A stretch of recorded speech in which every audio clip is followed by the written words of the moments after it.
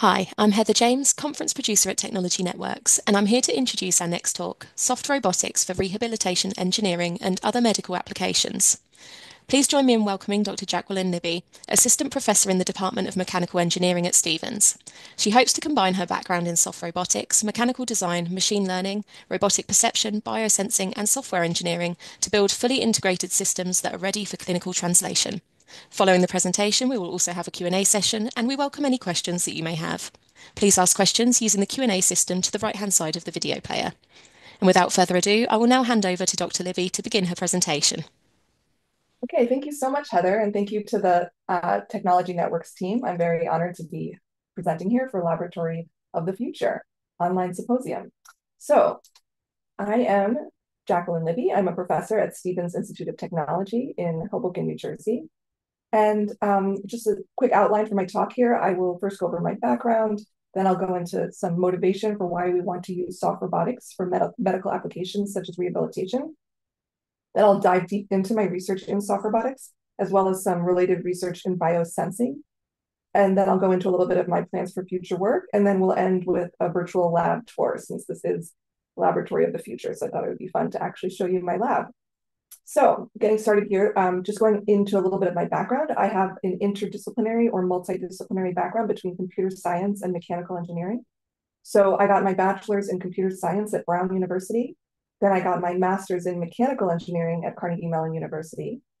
And then I, still at Carnegie Mellon, hopped over back into the School of Computer Science and got my PhD in robotics. And there I focused on machine learning and field robotics and systems integration. And then I hopped back over to engineering for my postdoctorate, which I did at the NYU Tandon School of Engineering, where I focused on mechanical engineering and mechatronics, as well as some machine learning for biosensing. And so I hope to integrate this multidisciplinary background, which includes mechanical engineering, computer science, robotics, mechatronics, and systems integration, for the general field of physical human-robot interaction, which we can call PHRI, and specifically in the medical domain. So some of the medical applications I've been very intrigued with recently are neuromuscular disorders, such as paralysis or semi-paralysis that can happen, for instance, with stroke, as well as treating chronic pain through various types of modalities such as physical therapy, and using soft robotics to help with these, with having robotic therapists that can allow help with these types of medical illnesses. And so that's the application. And then the underlying fundamental technology that we want to use to achieve those applications include the development of exoskeletons or exosuits, which would be soft exoskeletons, as well as intelligent orthotics or other types of wearable robotics, and then other types of novel hybrid soft-hard mechanisms, and as well as bringing in sensing and sensor fusion through multimodal biosensing interfaces. And I also want to, and these are all within the area of physical human-robot interaction, like I mentioned. And I also want to stress that when we talk about physical human-robot interaction, some people might talk about a momentary interaction. For instance, if you have a factory warehouse, one human might be passing an object to a robot in that factory, and there might be just a momentary physical human-robot interaction. Here in the medical domain, we're dealing with exoskeletons and replacing those rigid exoskeletons with exosuits. But either way, we have interaction over multiple points on the body for long periods of time. And so it's a much more involved type of physical human-robot interaction, which comes with its own set of research questions. So let's go over some motivation. So we live in a world with an aging population, partly because we have new types of healthcare that can allow us to live longer. So in the year 2018, we saw this crossover where the number of people over the age of 65 started to outnumber the number of children under the age of 5 for the first time in history. And since then, this blue line, which is the people over the age of 65, that number is continually growing. So by the year 2050, we'll see that number of people over the age of 65 will have doubled compared to children. And then by the year 2100, it will be 5 times the number. So we can see that there's a really intense growth of people over the age of 65. And with that comes an increase in age-related diseases such as neuromuscular disorders, with stroke being the most prevalent, just one example.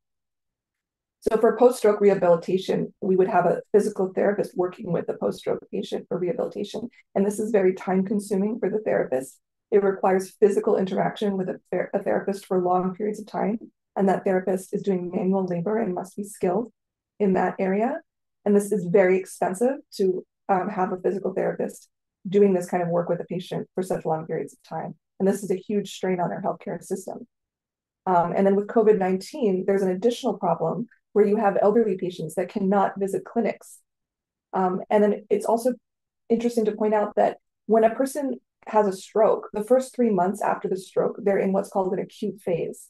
And during that acute phase, rehabilitation is very crucial. So if they don't get therapy that they need during those first 3 months, then they might be paralyzed for the rest of their lives. Whereas if they did get the therapy during the first 3 months, there's a much greater chance of improvement. And so with stroke patients during COVID-19, they weren't able to visit hospitals. And so they weren't getting that therapy that they needed. So if we could have robots that are in our home that are helping us with this physical therapy in our home, that could be huge during pandemics. But even not in pandemics, it could just be huge in the fact that we're allowing people to be able to afford having very time-consuming therapy. For instance, we could have a soft robot that's working 12 hours a day with the patient from the comfort of their own home. So the question is, how can we reduce the load on our medical workforce? How can we provide therapy during acute phases? How can we keep high-risk patients isolated during pandemics? And so one of the solutions is robotics.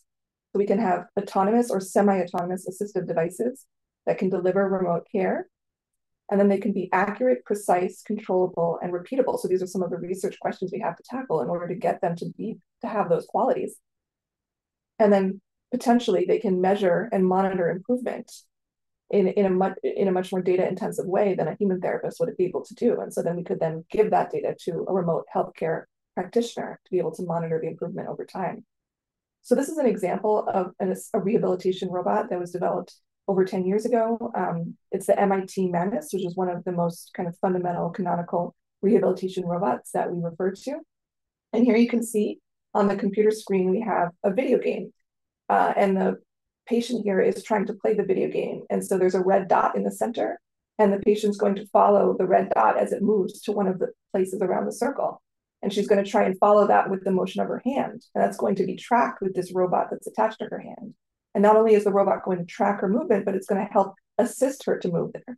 So for instance, if she is a stroke patient who has semi-paralysis, she might not be able to fully move to each position in the video game, but she might be able to partially move there. And the robot can sense how much she can move and help her the rest of the way. And so this is an example of neuromuscular rehabilitation. It's allowing her to rebuild her mind muscle memory, which is one of the ways that stroke patients rehabilitate, especially during this acute phase after the stroke. And so she can think about moving her hand, and then she can actually use her muscles along with the assistance of the robot to actually move her hand to get there. And so here we have this kind of system where the video game is acting like a virtual coach, which is connected to this robot. And then together that coach as well as the robot are creating a full feedback loop that is allowing this patient to regain her mind muscle memory or her neuromuscular connections, the corticomuscular connections between her brain and her muscles.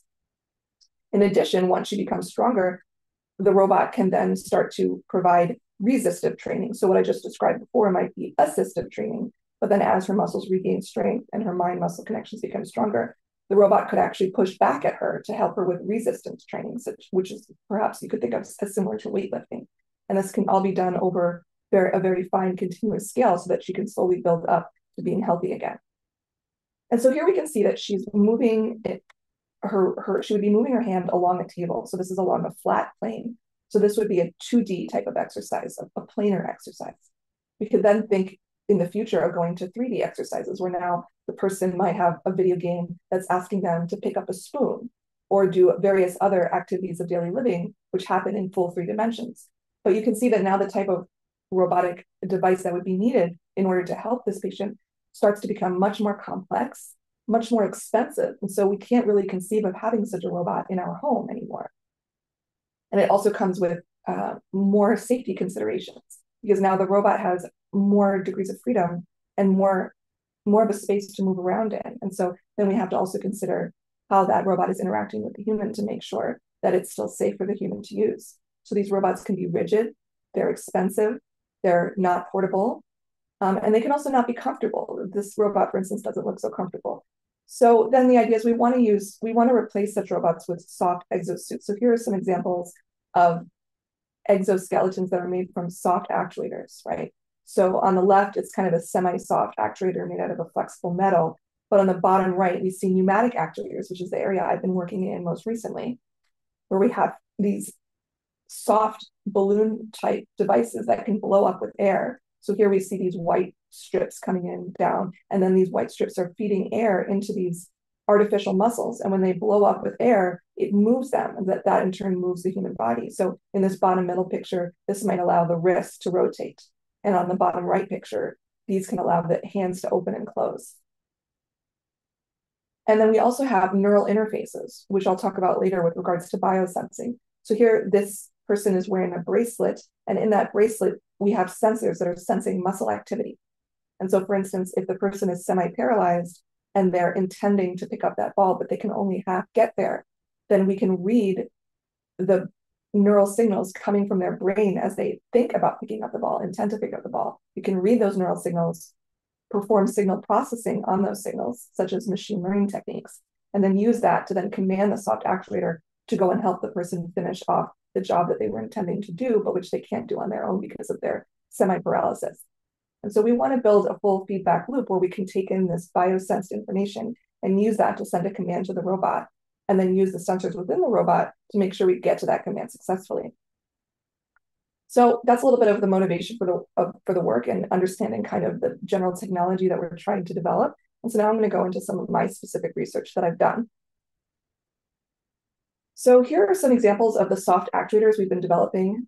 These are prototypes for future full exosuits that a person would wear to help with rehabilitation. So we have one for the elbow, one for the wrist, and one for the finger joint. And these are all early prototypes, which in the future would be integrated into a full system.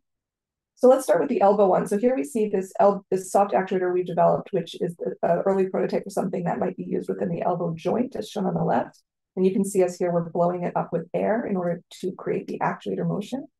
And so we designed these from scratch, made out of silicone. So the first thing we do is we cast the molds for these. So we 3D print the molds. First, we make CAD models for those molds, and then we 3D print them. So here you can see one of the 3D printed molds, and the orange part is the outer shell, and the silver or gray part is the inner core. And these are both parts of the mold. And then the empty space in between them is where we're going to inject silicone into that empty space to create this silicone actuator that you're seeing on the top right. So then we are going to close up the outer shell with a piece on top so that that gray part is sandwiched in between two orange parts.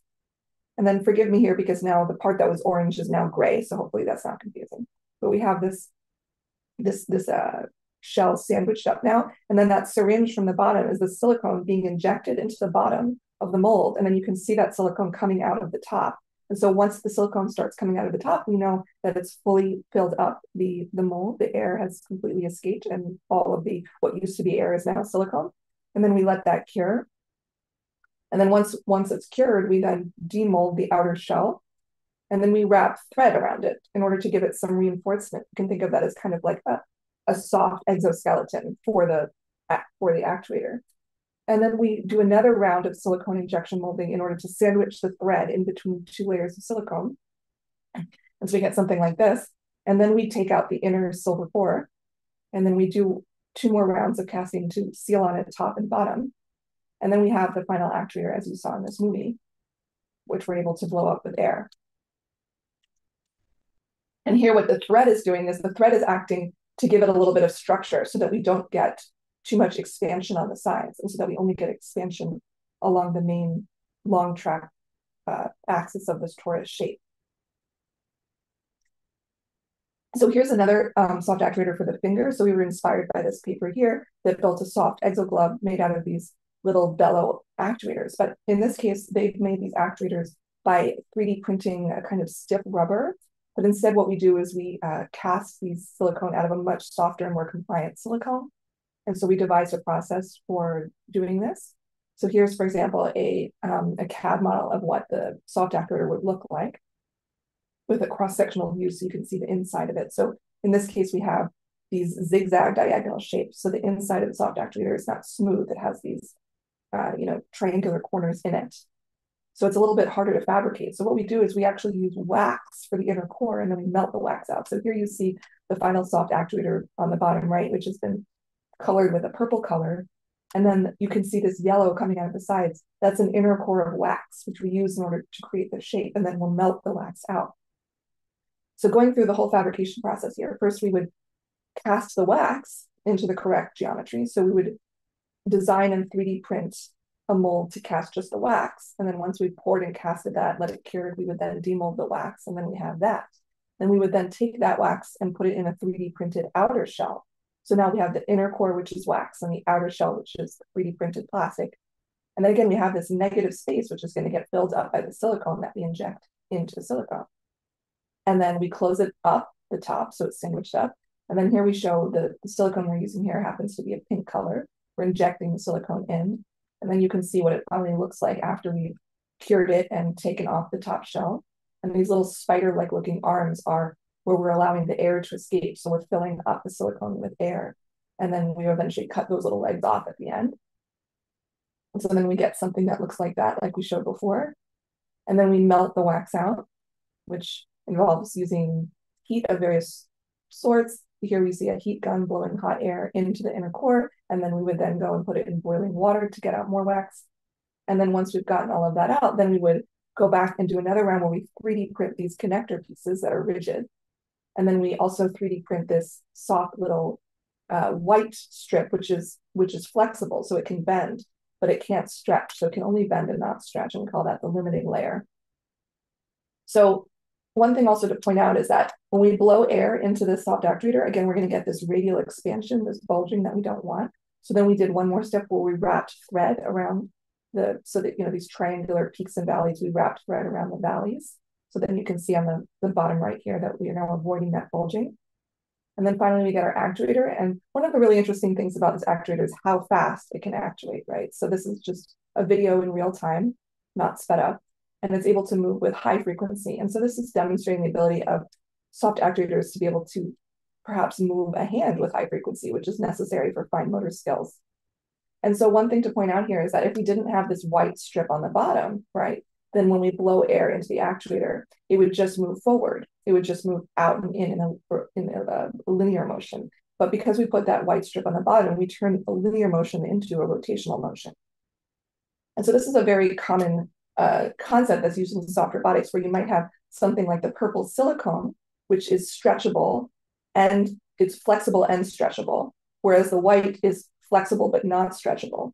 So you're combining those two classes of materials and using the white, which is flexible but not stretchable, to act as a limiting layer for the silicone in order to control its motion. And the black thread is similar, right? The black thread, again, is flexible but not stretchable, and it's being used to control the motion of the silicone.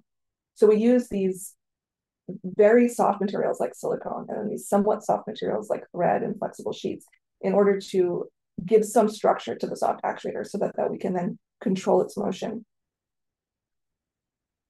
So here we just go into a little bit more detail about some design work we did with this actuator. So it's a little bit labor intensive to wrap thread around the bellows of the actuator. So we tried to replace that with these 3D printed rings, which are made out of the same 3D printed material that the white strip at the bottom is.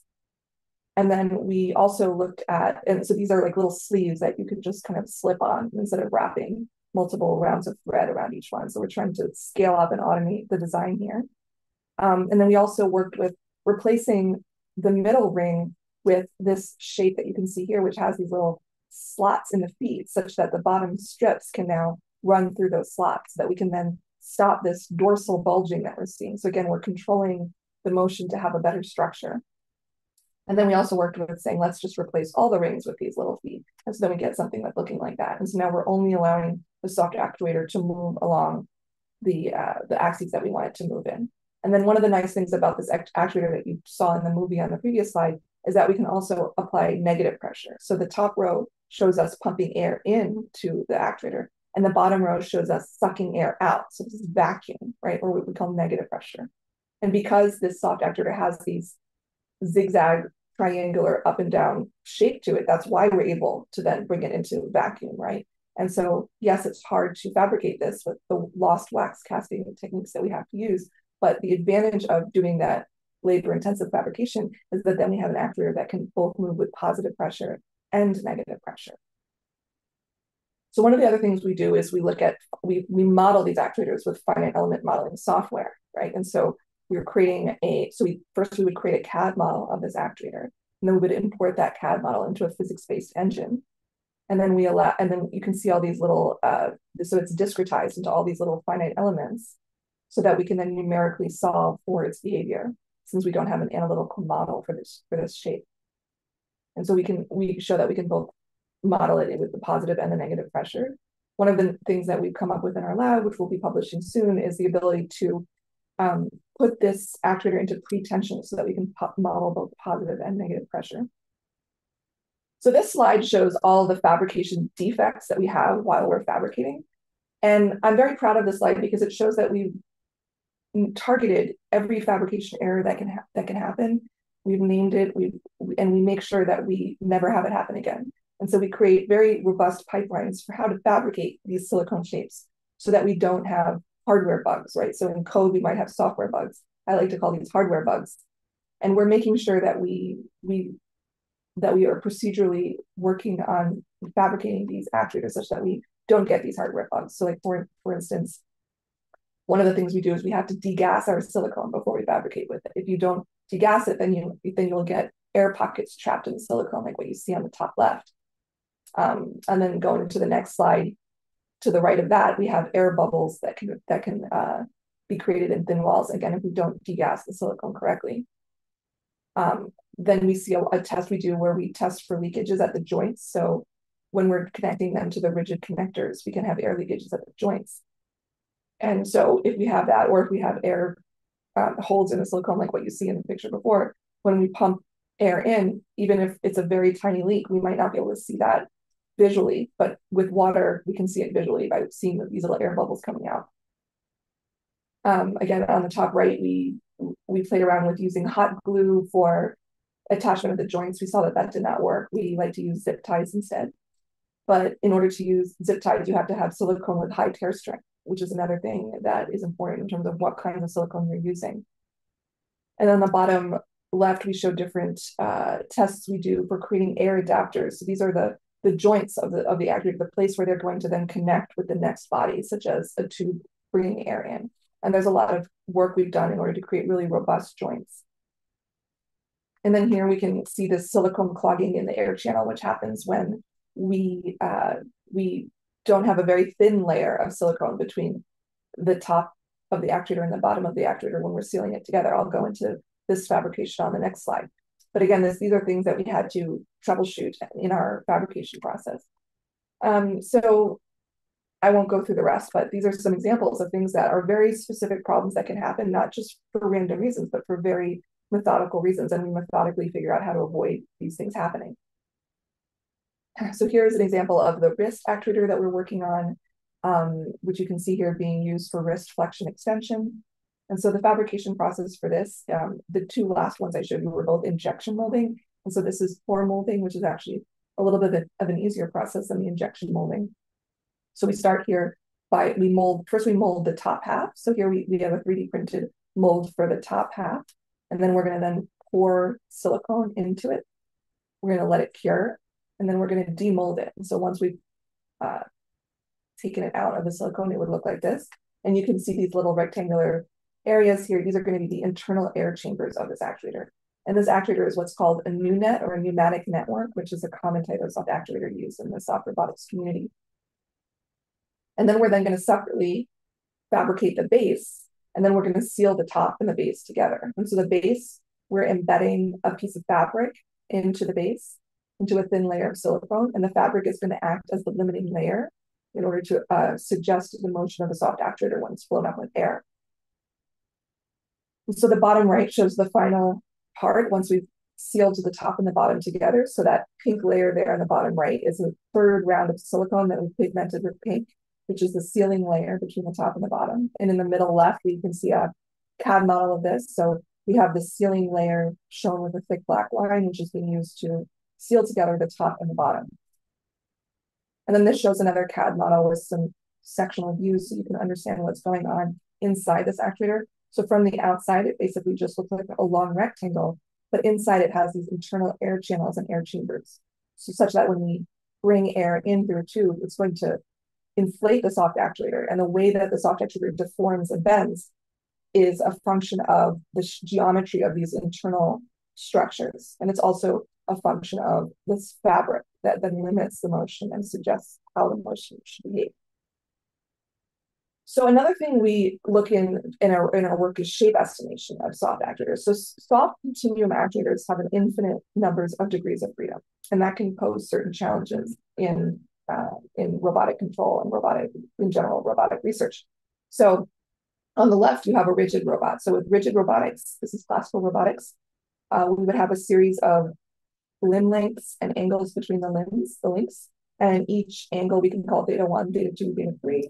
And then we have certain lengths, 1, 2, and 3 for each of those limbs. And then we can use what's called forward kinematics in order to go from the joint space, which are these angle values, to the configuration space, which is the XYZ, or the task space, which is the XYZ position of the end effector. And then we can also do inverse kinematics, where we go from XYZ to back to the joint space. And so we can use basically some trigonometry to go from one to the other. But then when we go to soft actuators, we have an infinite number of angles. And so we can no longer use these trigonometric equations. And furthermore, we don't have measurements for those angles, right? So on the left, you see this rigid robot.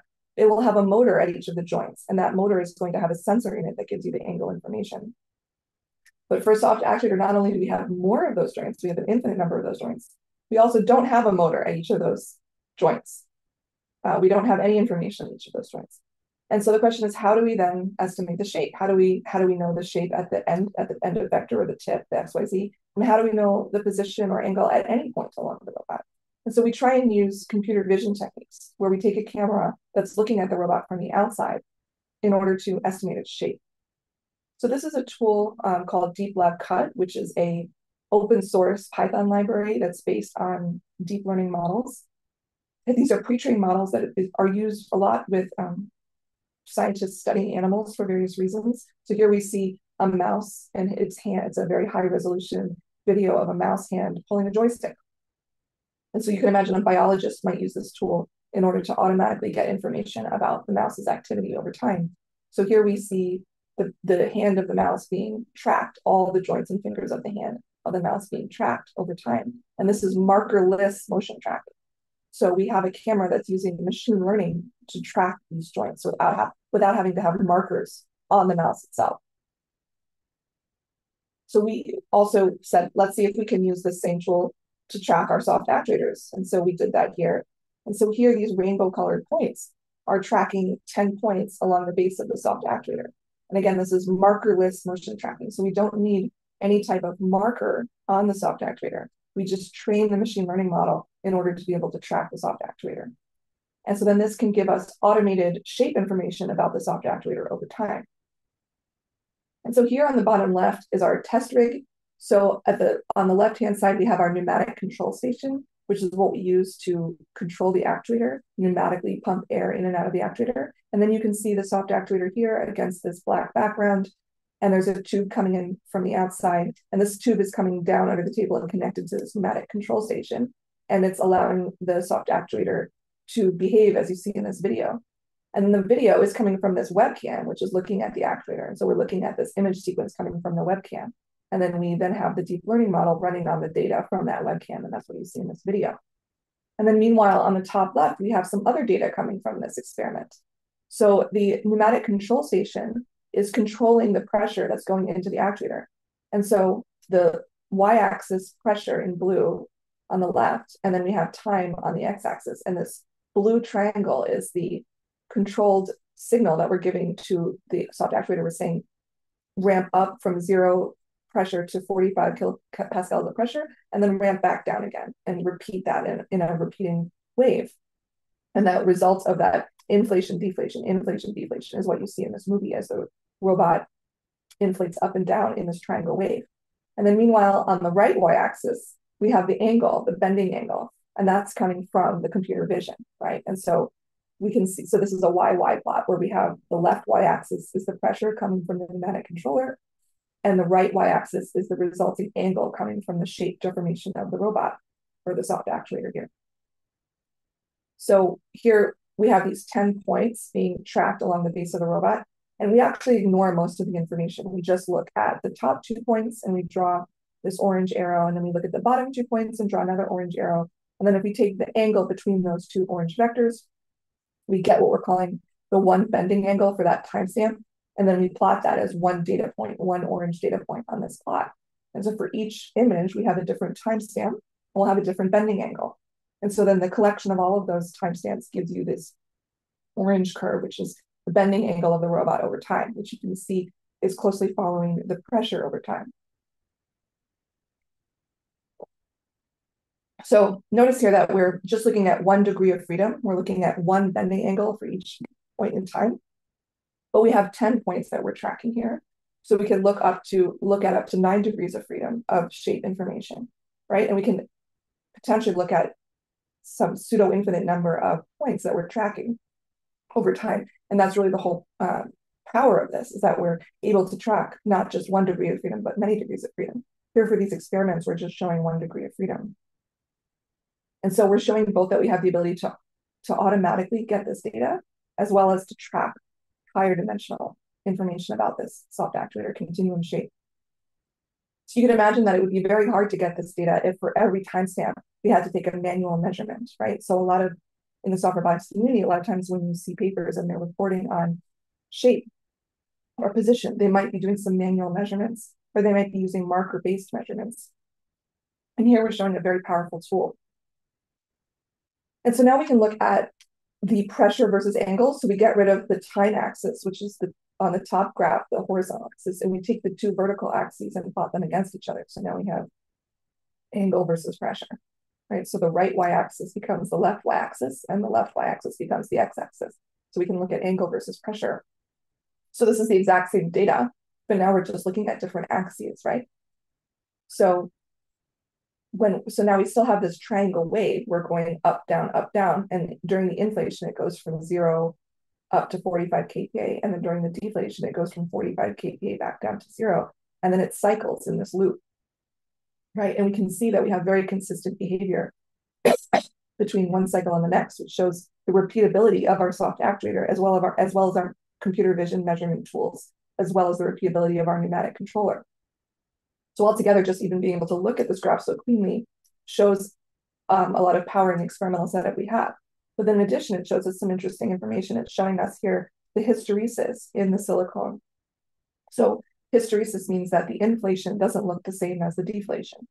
And so this is why we see this leaf shape instead of just seeing one curve where it inflates and deflates along the same line. We see a different behavior during the inflation and the deflation. And so we see this concept of hysteresis in many types of physical data sets that we might be looking at. And this is considered a problem for robotics control experts because it makes it hard for us to control the robot, right? So let's say we want to do position control for a robot. So position here is bending angle, which would be the y-axis. So we want to be able to say, I want to control the robot to go to, let's say, 120 degrees. So if we want the robot to be controlled at 120 degrees, do we give it a pressure of 30 kPa here, which would be what it would be needed on the deflation? Or do we give it a pressure of 42 kPa, which is what it would be needed on the inflation, right? And so depending on where we are, what state the robot is in, whether it's in the process of inflating or in the process of deflating, depending on where the robot is and what's happened in the previous time steps before it, will depend on how much pressure is needed. And so this creates a much harder control problem. And so one of the goals we looked at is, can we minimize the hysteresis? So we said, can we change the internal geometry of the soft actuator such that its behavior, its dynamic behavior, will have less hysteresis? So we'll get back to that in a second, but I also wanted to bring up that we also look at the finite element model of this soft actuator. So here we see the finite element model, and we see what happens when we apply positive pressure, and then when we let it ramp up the triangle and then ramp back down with the triangle, right? So we can see this both with our experimental data from our computer vision as well as our finite element model data. And then we can compare the bending angle in modeling and experimental data. And so we can look at the model and experimental data at different pressure values. So you can see from left to right, the pressure is increasing. So here we might have 10 kPa, then 20 kPa, then 30 kPa of pressure, for instance. And then we can see, like, for a certain pressure value in simulation versus in the real world, do we get the same deformation? Do we get the same bending of the soft actuator? So we can look at those bending angles in both. And what we saw is that we actually get 96% accuracy before damage. So I'll talk about the damage in a second. But that was really exciting to us, that we saw that our finite element models are actually 96% accurate. Because then that means that we can really model the behavior of these soft actuators. And then, for instance, we might look at how can changing the geometry of the soft actuators allow us to provide certain benefits for the actuators, such as less hysteresis or more bending angle or more or less force. And we can trust that what we're modeling is actually giving us something meaningful because it's so accurate to what's happening in the real world. So we did some damage experiments here. So again, we have the same control setup, but now instead of a triangle wave, we have a staircase function where we're trying to do these quasi-static experiments where we hold the soft actuator at certain pressure values, allow it to stay there and settle at that pressure value. So that we see its static response to that pressure before we then go and look at another pressure value. So again, we can look at the bending angles at each timestamp like we did before.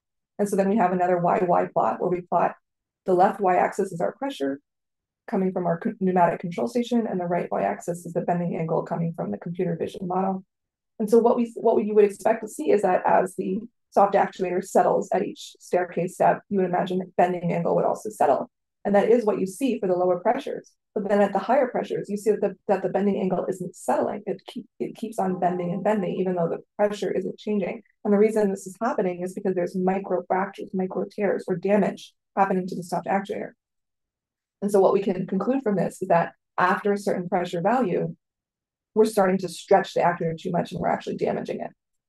And so then we can also look at this in our finite element model and we can see what are the stress values or what are the strain values at these areas where the damage is happening. So these areas of red are the areas where there's the highest stress in the silicone walls between the chambers, the highest amount of strain. So we can look at those strain and stress values of those finite elements and say, okay, for this silicone, we know that this amount of strain is going to damage the silicone. So that can then inform future design. So then we can also plot, like we did before, we take away the x-axis and we plot the two upper y-axes against each other as angle versus pressure. And then we can then also compare it to the finite element model and we can see how they track, right? So we can see that at the lower pressures, we're getting very consistent accuracy, and at those higher pressures, we're getting that damage effect. And so we can see that we do get 96% of accuracy before the damage. So then going back to this triangle model, this is what we use to look at the hysteresis, which I mentioned before. And so one of the things we did is we said, can we change the inner geometry, the shape, these internal chambers have a certain geometry. By changing the geometry of the soft actuator, can we reduce the hysteresis? So we found that changing the geometry to this shape actually did help to reduce the hysteresis. We also tried different geometries where instead of making it narrower by the width, we made it shorter by the length or shorter by the height. And then we also looked at doing the opposite, inverting everything, where we make it wider in the middle. And then we also looked at keeping the chambers the same size, but changing the geometry of the sidewalls. And so you can think of each of these on the right-hand column are all the geometries I just showed you. Each geometry is a different color, and you can think of those colors as the legend for this plot, right? So each of these hysteresis curves we're seeing is the resulting dynamic response for that soft actuator geometry. And so we can see here that there's a very different hysteretic response based on the internal geometry. We also saw some other things. We saw it's not only the hysteresis that's different, but also the bending angle is different, right? So certain actuators take more pressure to bend to a certain angle and some take less. And so there's a lot of different variables that you have to consider in tandem when you consider which actuator is the best, right? So we might say, oh, the yellow actuator down here, that's giving us the lowest hysteresis because that leaf shape, that area inside the leaf is the smallest. But on the other hand, it's also giving us the lowest bending angle. And if our goal is to create a high bending angle, then we might not want to pick the yellow one. So we have to think of ways that we want to trade off these various behaviors of the actuator and what geometry in the end is going to be the best for us.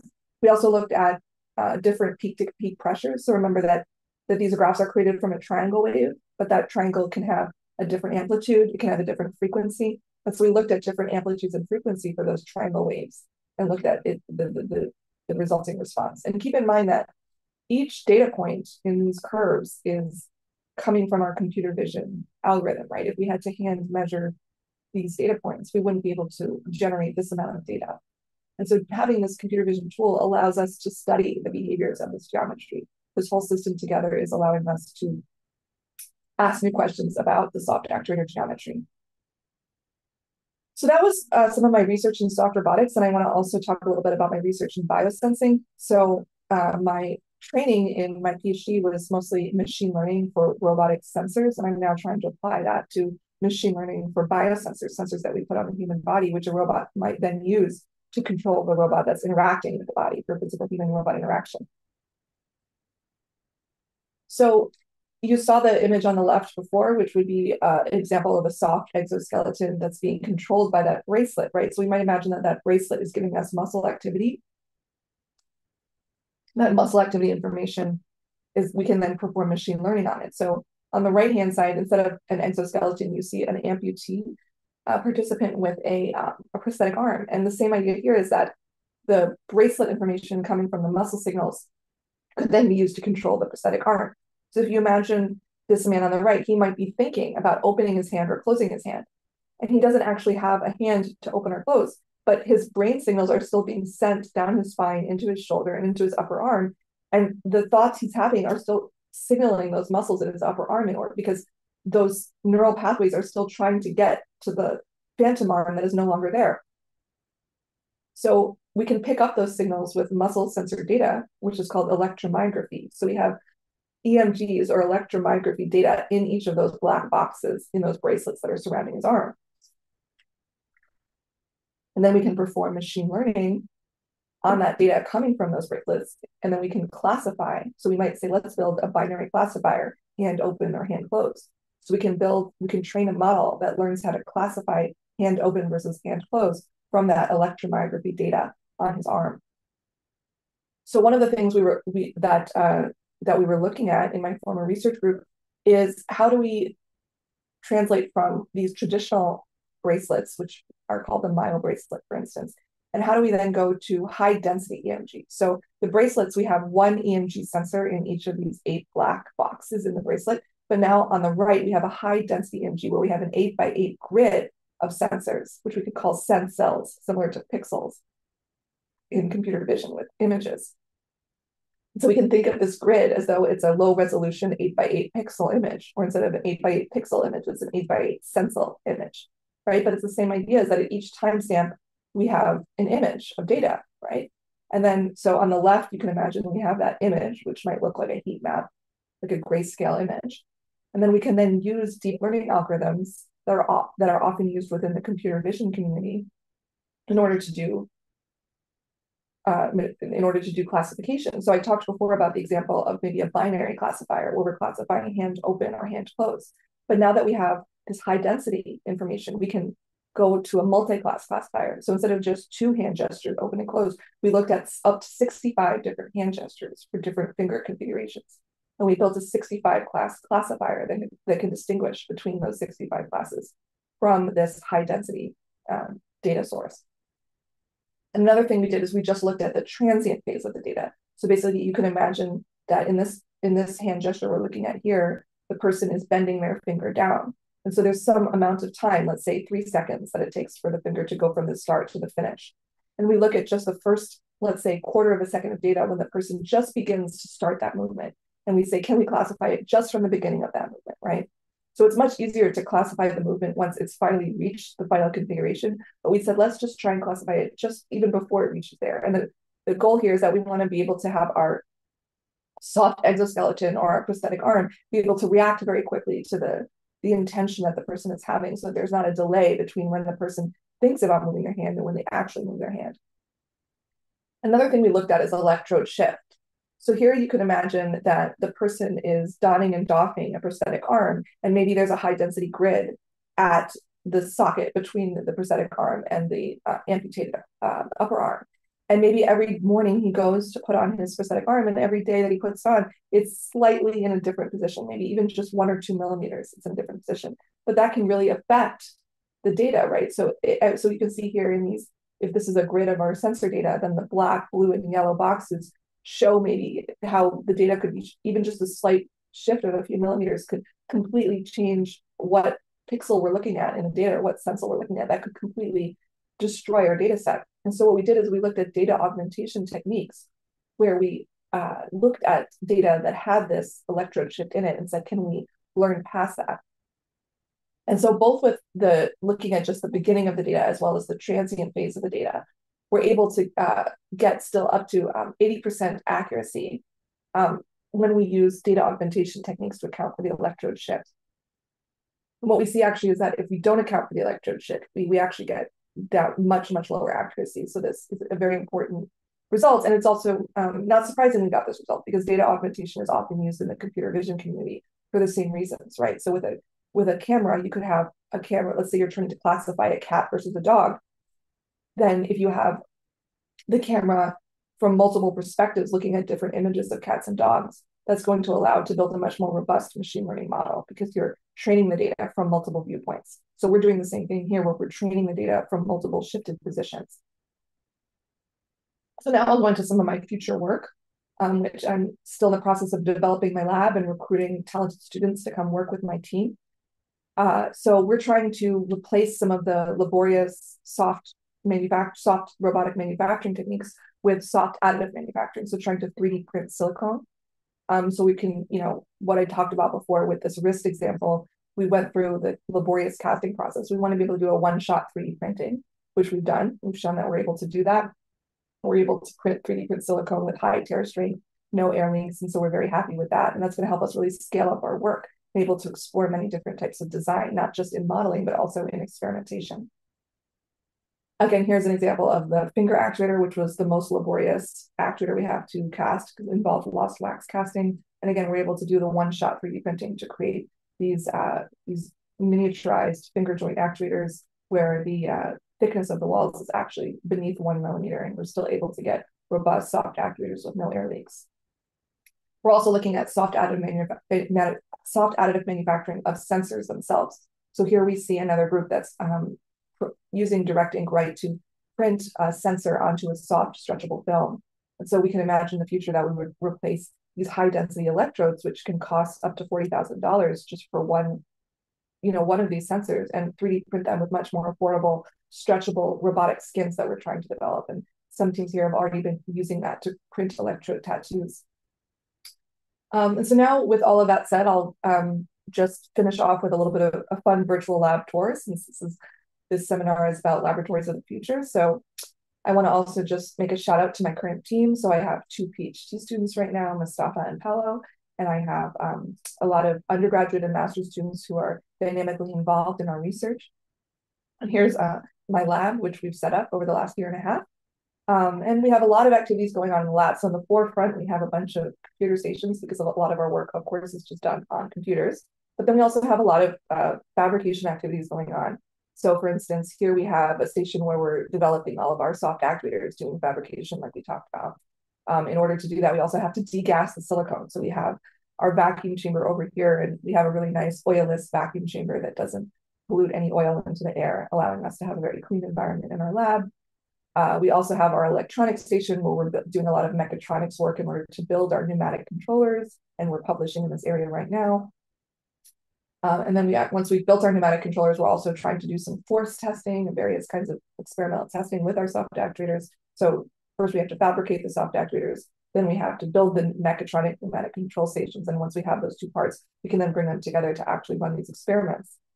And then we're also trying to most of the work I presented today was about shape estimation, where we're sensing shape. Now we really want to sense force because that's a very important thing, especially with physical human robot interaction in rehabilitation applications. So we're trying to look at using thin film force sensors, which we'll eventually try and 3D print ourselves into sensor skins. And how can we use these for force control of the soft actuator as well as just for force sensing. And we're also working with various kinds of soft additive manufacturing tools to 3D print the silicone and 3D print the soft sensing. And then, of course, in order to do this, we also need some other tools like sinks, refrigerators, ovens, in order to store our materials before using them, and then bake them in the oven for post processing. So we have our lab set up to handle these various processes. So thank you so much. I really enjoyed talking with you today, and I'm happy to open up the floor to questions now. Thank you. Lovely. Thank you so much, Dr. Libby, for that fascinating presentation. As with all the talks, we're likely going to have lots of questions from the audience, and I can see that we've received some fantastic ones already. So I'll move straight on to the Q&A now. So your first question, Dr. Libby, is what are some of the challenges that you face in the field of soft robotics? Okay, that's a good question. So I think I spoke a little bit already about how with classical rigid robots, it's much easier to do forward and inverse kinematics, where you might go from the information in that, such as encoder values in the motors, we can right away understand the entire shape of the robot. But with soft robotics, we don't have that. So we're trying to use things like computer vision and deep learning tools in order to estimate the shape. But that can be very difficult because computer vision, we have to get depth information, we can have errors there, we can have lighting problems. And so it's not an easy thing to do in the real world. Some of the other challenges are that soft robotics are made out of these silicone, they're made out of hyperelastic materials, which are highly nonlinear in their behavior. And then we also have the pneumatic air source, which involves a complex mechatronic system with air pressure and valves, which can also create nonlinearities in the actuation air source. And so we have this system that's very hard to model. So rigid robots are much easier to model, but soft robots are very complex to model. So we've done some finite element modeling, like I showed about in my work, but that's a numerical modeling, not an analytical modeling. And so it's then hard to put that into a model for a controller, because there's a lot of challenges there with how do you control these soft actuators. And so there's a lot of interesting research that's being developed in model-free control techniques or data-driven model-based techniques that can help enhance a model with data-driven augmentation and adaptation. So yeah, that's my answer to that one. Wonderful. Thank you so much, Dr. Libby, for your insightful answers. Unfortunately, that's all that we have time for today. Any questions that we didn't have time to get to will be sent through to Dr. Libby after the event. As with all other talks in the event, this talk will now be available to view whenever you want for the next 30 days. And that just leaves me to say thank you so much again, Dr. Libby, and we'll be back soon with the next talk. Thank you so much to Technology Networks for hosting me today.